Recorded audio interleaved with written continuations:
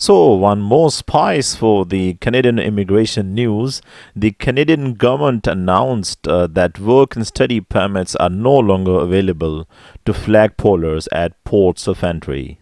As announced by the Government of Canada as part of Canada's border plan, work and study permits will no longer be provided to flagpolers at a port of entry effective December 23rd at 11:59 p.m. The flag polling occurs when foreign nationals who hold temporary resident status in Canada leave Canada and after visit the United States or Saint Pierre and Miquelon re-enter to access immigration services at a port of entry. This practice has taken up significant resources at the border, diverting Canadian and American officers away from important enforcement activities and has contributed to wait times for cross border travelers.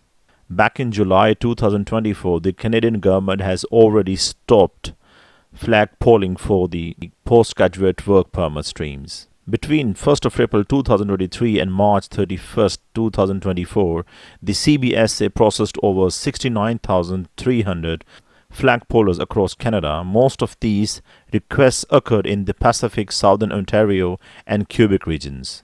Furthermore, some of the applicants will be having exemptions from these rules. In a very limited circumstances, work and study permits may still be granted at a port of entry to individuals who otherwise meet the definition of flag polling.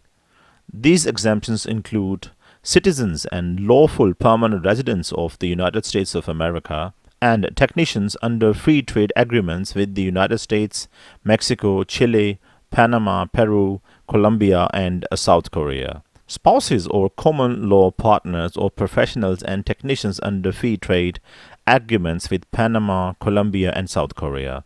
International truck drivers who hold a work permit were required to depart Canada for the purpose of their employment and held maintained status as a result of applying for renewal prior to departure.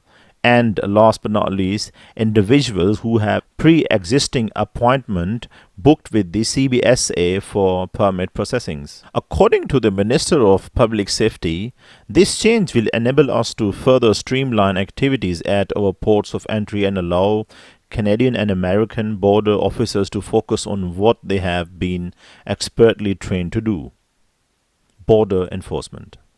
The Canadian government has already announced its new border plans that will introduce more strict rules for the asylum seekers and people who wish to enter Canada from USA and the refugees.